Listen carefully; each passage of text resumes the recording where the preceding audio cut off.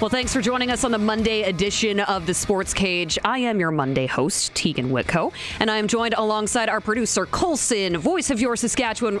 Oh, he caught me. I thought I was going to get away with it. It's Curtis. He was telling us how much that bugged him earlier, so I just had to get one in. I'm sorry. I had to. You can't tell me if it bugs you. I'm just going to keep doing it. Yes, Curtis is back there. Voice of the Riders, Dave Thomas, is with me, and our next guest is ready to go here in just a moment. But if you did miss anything in our first hour of the show today, you can always go back and listen at sportscage.com, our YouTube channel. Megan LeBlanc from the Sask Seniors Women's Hockey League was on the show talking about the inaugural season. Great conversation here. And of course, still down the line, we got Darian Durant that's going to swing by. We're going to chat with Brad Haroff, coach of your Regina Pats, your clutch performer, all that and more still to come. Right now, however, we got our buddy Wes Cates is in with us. I'm going to call you by the right name. I'm not going to screw that one up. Appreciate it. Thanks, Tegan. Of course, Rider, legend, Grey Cup champion. We are into the off season, so there's still lots to talk about. We have Trevor Harris coming back for another season. Tommy Stevens also re-signing. So Yeah. What do you think the next priorities are? I mean, there's definitely... Well, you got your two quarterbacks locked up, right? You got your starter and your short yardage guy. So I think, obviously, to kind of keep things on the offensive side of the ball, I think you definitely want to lock down a couple of receivers. Like, there was a lot of receivers in this receiving core, but there's some guys that have been dinged up, some guys that really came through. So I think... considering Dante Myers is down in the States, having some workouts and stuff like that, you can't really expect him not to sign with the athletic ability that he has. I think he'll at least be in a camp somewhere. So I think that makes Keyshawn Johnson a really important piece that you want to bring back. Obviously, he was Mr. Second Down, right? And he was the go-to guy for Trevor, and he stayed healthy, and they seem to have a connection that's not going to be easy to replicate. So I think that definitely he's the guy that you want to go ahead and sign. I mean, I don't know how much guys are going to cost, but he's one guy that I think you're probably going to be able to, spend a little more on. And then there's maybe some other guys you try to get a deal on, but I think you need Keyshawn back, because he was that one mainstay that really was important to that offense, kind of moving the sticks. Trevor Harris, based on reports, took a bit of a team discount to come back, if you will. Did he? A little team-friendly action. That's what I'm going to call it. Yeah. I mean, he's got a young family, but he's been playing for a long time, so he should, if he's got a good, financier, somebody who if he's got somebody handling his money, or if he likes to dabble in that stuff, then he should have a little nest egg, right? I hope he's not rolling through a few $100,000 a year. I hope he's got some money stashed away, but he does have a family, and that, things are expensive these days. So I appreciate it, Trevor, if you took a little pay cut. I mean, no, because those are the type of things that really make the difference between, when we won a championship in 2007, Kerry Joseph had taken a pay cut to build some guys around him. So I think it's smart. It behooves him, and I don't think he's in it for the money at this point. I think he's in it for a possible chance at another championship. So it makes sense. I'm not surprised, but you never know. I mean, at what point or stage of a player's career, Wes, does that request, whether it's a request or the, hey, I'm willing to take less for myself. Yeah. When does that become a point of pride, or compared to maybe a point of disrespect? At what point does that change? Because it's a fine line, I would suggest. Yeah, I don't know. I think it comes down to more kind of how your career has gone up to that point. Like, because there's some guys that maybe are, in their 30s, but maybe they were bouncing around in the NFL, then they ended up here. Maybe they don't have a bunch of money, so they're really just still trying to, make some money off of this. And if you're playing at a high level, you're number one, number two in the league, then you're going to ask for your money. But then there's guys who, are lucky, like a quarterback position, or maybe a Canadian offensive lineman, or maybe a guy who's been a number one receiver or running back for years. Then they have that type of money saved up, and they can kind of be like, yeah, I've made my money. Now I'm in it for the rings. It's important to me. Yeah, there you go. There you go, Kurt. So I think it's kind of more where you're at as a person, but you also, like, if you're putting up big time numbers and you're always the guy, and then you're your team just assumes you're going to take less money, I would maybe take that as a little disrespect. I'd be like, you got to approach it lightly as a general manager, right? You kind of got to be like, so what are you thinking? Are we trying to win it again? Are you happy? Like, what's it going to take? Even with those guys around you on the receiving core? I feel like you almost have to concede a little bit of maybe letting that guy help build the roster if he's going to take a pay cut, and he should have some say on who he likes or who he thinks he should keep. Like, make sure we keep this guy, that guy. If I'm going to give up some of my money, I want to make sure it's going to people that I think, you know what I mean, are going to help me win.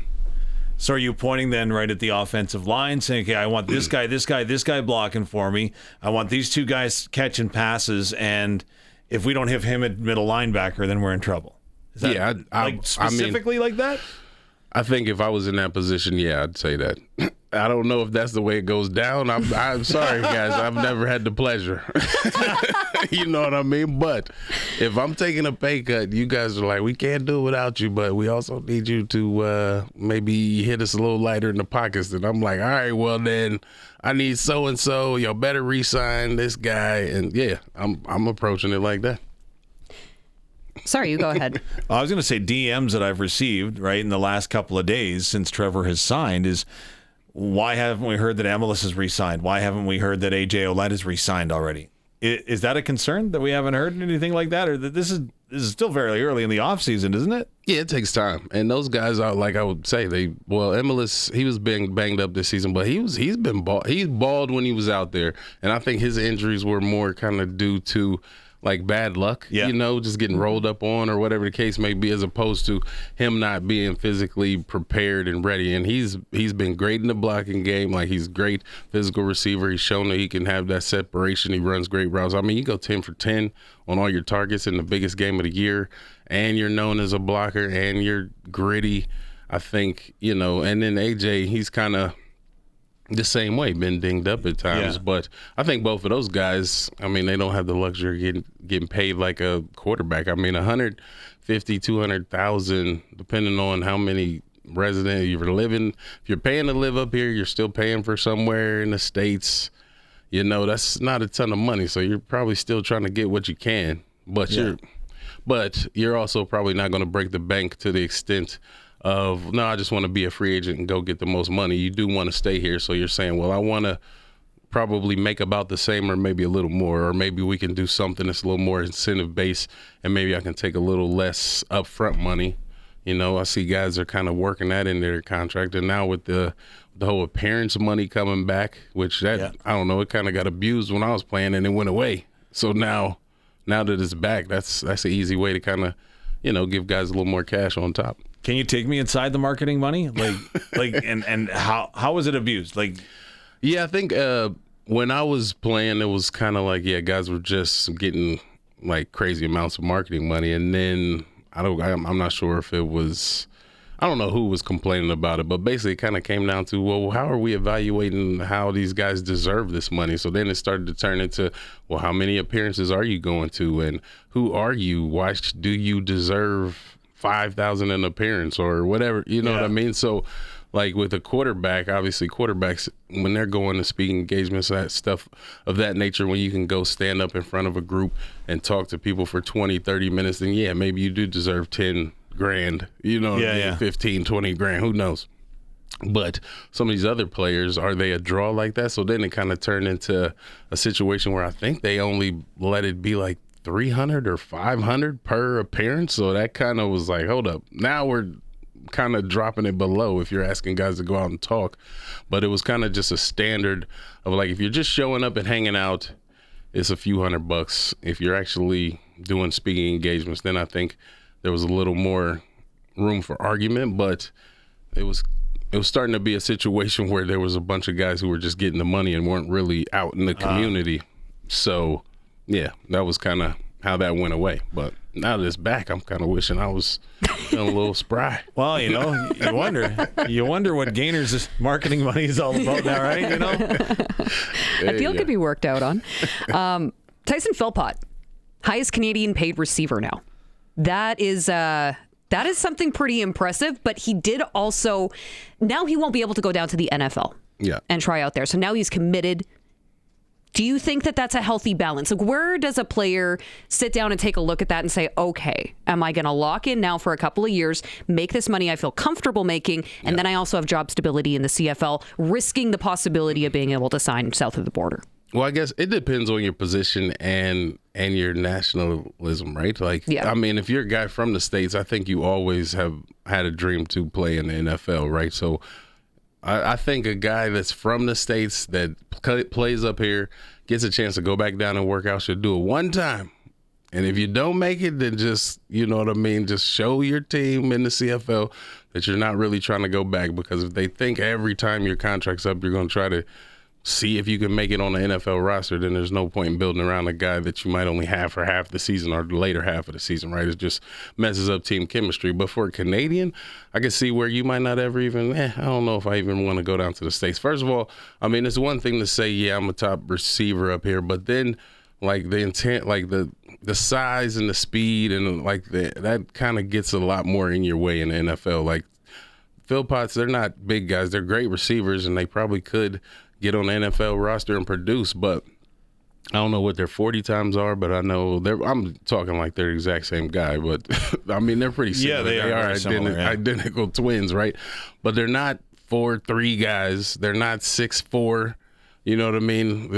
I doubt they're benching 400 pounds. So like you get down to the States, you got big, quick, strong DBs covering you, and they're right there at the line with you. So you might not want to give up the good money up here to go down there and get beat up off the line all day, right? So, I mean, there is something nice about having that waggle and having that space to work with that makes the receiver look really good, and it might go away kind of quick once you're stagnant with, you know, a guy that's just as big or bigger than you and maybe faster than you covering you, right? So it's tough. I see 2022 Combine, Jalen ran a 4.65 and Tyson ran a 4.59 in the 40. Which, that's fast, but that's not fast enough for for the personnel guys to be like, oh, look at this kid. Like you really got to be like a strong 4.4 as a receiver, I would say, before people are really paying you attention. And then once you get down to 4.3, 4.2s, then it's like, oh, this guy's flying. But 4.5, 4.6 is fast. And like there's fast off the line, and there's just fast on the field. So a guy who's running a 4.6, actually when you're running around chasing him, when he's got momentum coming off the line, he might actually play more like a 4.4. Yeah. But it's hard to, you know, basically when you're coming off the line and running a 40, that's what you're judged off of. And then the other stuff is kind of like, okay, if we see enough film on you and we watch you actually make separation and get open all the time, then maybe we throw that 4.6 out the window. But there used to be a perception that players that were in the Canadian Football League and would go down to the NFL. So, for example, like Dante Myers right now. The other one example going way back is Andy Fantuz. That something changes about their body or their physique, their psychology or something when they come back, that it takes time to reintegrate into the CFL. Is that a perception that's reality? I think it is, because you always want to kind of forget about the stuff that's going to get in the way of you being your best, like in the moment. Yeah. So I think when you're dealing with the waggle and you're dealing with a more nuanced working in space game, and then all of a sudden you're in the NFL where it's all about timing and getting off the line and having a good move off the line, and then coming out of your breaks and the ball's there now because the field is smaller and all this stuff. So you just learn to play quicker and expect things to happen faster. And then when you come back up here and you try to convert back, it's like you're doing too much almost. And in the CFL, it's more of a, you know, there's playing with the waggle, and there's more like figuring out your spaces, working with your receivers. There's more of a passing game, less of a running game, and, you know, just mentally getting into a blocking and that sort of thing. So I think it's definitely, it's for as much as, you know, it's still football, they're two-way, like totally, completely different games. Okay. Yeah. Understood. It would take me forever to get used to that, honestly. That sounds like it would be so challenging, especially in the next couple of years. There's going to be some changes to the rules in the Canadian game. So if you leave for a bit next season, come back. I mean, it's not impossible. I'm saying, like, you'll get it back. But, I just meant for me. Yeah, it would be impossible. No. But and I think what happened with Fantus was he actually got hurt while he was down there. That was in Chicago, and then he came back and he was hampered from the injury. And then it was a whole nother, moving to a different team because he wanted to get back home. And so I think just him almost, take the chance. Like, if you got a chance to go down to the States and maybe make millions versus making a couple $100,000, I mean, you before the home team discount, you got to kind of shoot your shot. But you want a little trivia, Wes? Yeah, what's up? Take a guess how fast Andy Fantus was in his combine, in his 40-yard. Fantus? He was probably like a 4.7. 4.7? 4.75. I won't even give him a 4.75.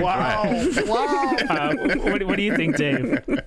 Because I'd like Andy Fantus to appear on this program, I'm saying he ran a 4.4. 4.4? No. Oh. All right, Tegan, you got any guesses? I'd say 4.6, though. I'll say 4.6. Big man running 4.6. He might have been a 4.6. 4.5. 4.5? Yeah. He ran a 5-second flat. Oh. Yes. Yeah, wow. Like, Fantus is not, like, he's not like, I know he's not fast, but that dude had routes. I don't know what it was. I used to call it the Fantus step. He'd get them shoulders rolling and them big hands moving, and next thing you know, he's open. And then he could track down the ball, man. And that's what I'm talking about, where sometimes – like your 40 speed doesn't necessarily translate to your in-game speed, because if the ball was coming, Fantus had a gear to catch up to it and snag it. Or maybe it was just because he had long arms and big hands, he could just reach out and grab everything. But one way or another, he was getting to it, and he was a problem when he caught it too. So, yeah, that's a perfect example of, like, speed isn't everything, right? Like 5 flat, dang. Well, and at a combine, you're like also O-line. You're kind of in the microscope. You're being watched, you're being monitored. I don't know. And it's all about knowing how to run a 40 clearly. Like, I guarantee you Fantus could run a faster 40 than that if he was coached up on technique. But dang, 5 flat, that's no good. Some of us just aren't good at tests. That's right. And that's fine. That's right. It's fine by me. So CFL schedule comes out tomorrow. Earliest we've seen it come out in a long time. I'm sure you remember back to last season. Felt like it took ages to see what the schedule was going to look like. But how much, when you were a player, how much did you really care about that day? I mean, especially with this current roster coming off of a Grey Cup win, they're probably still drinking some beer out of the Grey Cup as we speak. Yeah. So are they really paying attention to that, or is it more for the fans? Nah, that's for the fans. Like, you don't even think about it. I don't ever remember looking at the full schedule ever. You know what I mean? I was just what's like, next week? We're in camp. All right, who we play week 1? All right. like, what do we, like, let's just get the game plan in. Let's go. Whoever we got to play, that's what it is. You know what I mean? I mean, maybe if you got some really bad get back in you, like maybe you just re-sign with a new team and you're like, all right, like for me, when I was in Calgary, then got traded in the preseason, but say I'd have signed in the offseason with the Riders, I'd have been like, when do we play Calgary? I tell you what, I'm going to do some extra stretching that week. You know what I mean? Yeah, absolutely. You got that fire in your belly. Yeah. But speaking of Calgary, if I had said to you in Calgary that John Hufnagel would be in the CFL longer than you were, what would you have said? And are you surprised at this new role that he's taking in Toronto? What's the Hufnagel's got another role? Yeah, he's now a senior advisor with the Toronto Argonauts. Kind of what he was doing in Calgary last year. Yeah. No, for sure. When I got up here, I was a 26-year-old rookie. I'm still surprised I stayed because they put me on practice roster, and I was like, I need to go home. They're paying me $500 to let cats I know I'm better than them play, but.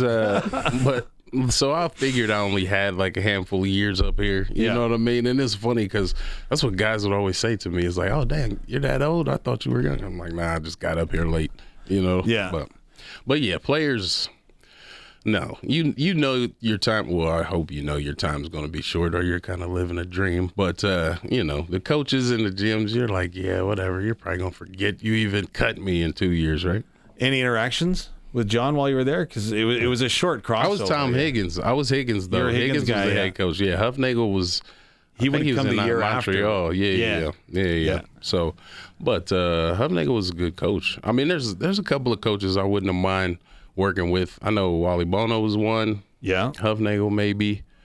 And, I did like Steve Barato. I got to work. He was offensive coordinator in Calgary my rookie year. And then he ended up being like an assistant offensive coach here for 1 year. I want to say like 2010. He was a good coordinator. I liked him though. What makes a good coordinator? Just their ability to maximize what you can do, or their ability to see what others are doing? I think one, to have a good playbook to start off, but then to be able to incorporate your skills into their playbook, or open up their playbook a little bit to incorporate your skills, right? I think he was good at, because I was a running back stuck at fullback because they didn't have a Canadian fullback on the roster, and he found a way to get me the ball at tight end, at running back, at fullback, at, you know what I mean, at receiver. And then we had like some really tricky plays in his playbook, you know what I mean? Yeah. And I always appreciated that about him, because some coordinators kind of just have their stuff they stick to. And then there's something to be said about that, because you got to be good at your kind of base stuff, but it's also fun. Like I said a lot this season during the, our air times, that you got to kind of throw those wrinkles in, because it keeps guys focused and it makes it fun and it keeps them engaged. And then when those wrinkles, those big plays that you throw in hit in a game, it sparks your team. It really does. You watch any NFL yesterday? Yeah, man. Both of the Ohio teams found a way to lose. I was so mad about that, man. Burrow. I thought for sure the Bengals was going to, be battling for a chance at the playoffs last week of the season. And then Burrow 2 picks in a row. Yeah. And they go down to Buffalo. Should have won that game. And then my boy Shedeur Sanders was balling. I have him in like 2 fantasy leagues. I almost had him in the third. But I played him in one, set him in the other. And I was like, I know I should have played him in both. But I think he's getting QB1 again. Yeah, for sure. I think he's either going to be like a great quarterback forever, or he's going to be like a Jameis Winston, where he's like still fun to watch, but you know what I mean, a little dicey. He might have, couple, known to throw a pick or two. But I think he's off to a good start. I knew he was going to be good. He's raised by one of the best, if not the best, football player and like persona creator. You know what I mean? There's something about being like just a good person and then finding a way to create a persona. I mean, sometimes you can get a little extra with it, but Deion Sanders always played so great that he was like, his persona never was bigger than him. It matched the level of play, right? Yeah. Dave and I were talking a little bit earlier about Aaron Rodgers, who I know you got family members who cheer for the Steelers, which is just beyond me, because you happen to cheer for Ohio teams, and one of them being the Bengals, so that's baffling. But well, that's kind of because Ohio teams always just like let my dad down, so he just went over to the Steelers. He went to the rival. Okay, gotcha. But I don't know if anybody would have expected to see an Aaron Rodgers-led Steeler team at this point in the season. Yeah, I think he's pretty much out. How do I say it? I feel like he's almost washed up, but he's a tough dude. I mean, he almost got his nose broke. He's out there with a broken wrist, you know what I mean? And then he still like does a fake and run. I don't even think that was like a design run. He just decided to take off and run for a score, and then he's still pretty accurate. So I ain't mad at Aaron. You know what I mean? I guess I don't know. His off-field stuff is kind of what turns you off. You know what I mean? Like he's with all the. I have no idea what you're talking about. Off-field drama. No.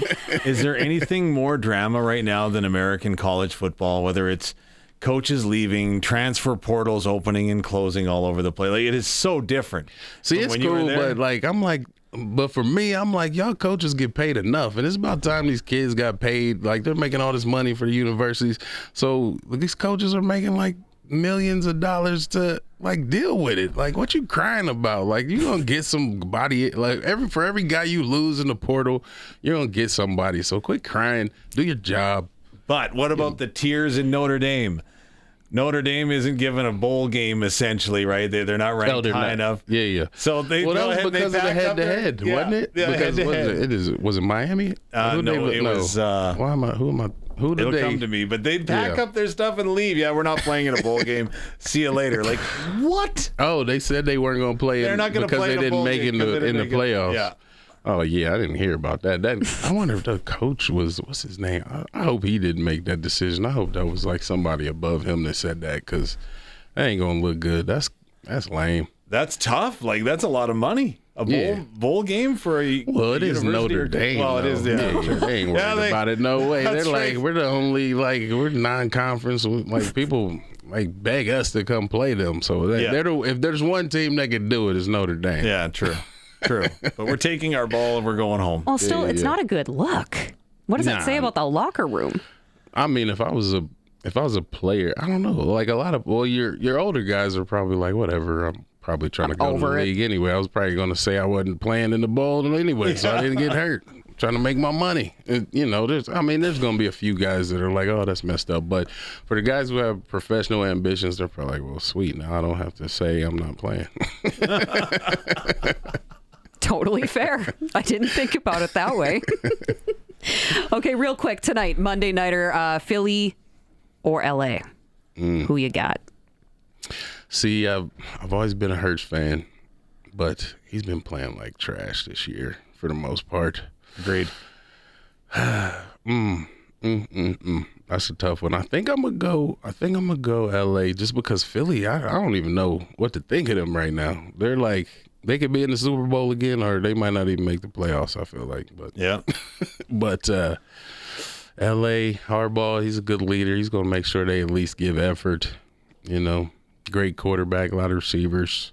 In LA? Yeah, there you go. In LA. Good weather, but LA's a good weather spot, so it doesn't even matter. Like, if you're Philly, you're like, thank you, we're in LA, because it's like crappy in Philly. Right? It's not pretty. Surprisingly, Eagles the favorite. Yeah, I mean, they should be. They should be, but if you're watching them for the last month, you're like, I might have to put some money on LA. Spoken like a true Luke Mullender. Hey, no, it's different because he's not betting our money. That's right, exactly. Yes. Right. Yeah, I'm still waiting to get my payment on that. Good luck. No, Wes Cates, appreciate you taking the time to come chat with us as always. Always fun. I'm sure we're going to have more to talk about throughout the off season as we get closer and closer. And we didn't even get into the gingerbread house making. Oh, yeah, that was... Actually, I got a compliment. Yeah, I told you would. Like, you were all over it. The Harvard Media Christmas Party and the gingerbread house decorating contest. And Wes Cates was... I must admit, the presentation skills, second to none. Absolutely. Like, in a room full of radio people, you embarrassed us. Stop it. It was good. It was a good delivery, though. I'm not going to lie. Yeah, that's right. Absolutely. There's the Wes I know. Love that. Okay, buddy. Well, we are going to take a break. I have to wait for the applause to die down. I'm sorry. Curtis. Yeah, no, I'll get your name right. Don't worry. Wes Cates, legendary former Rider running back, Grey Cup champion. Again, appreciate you as always.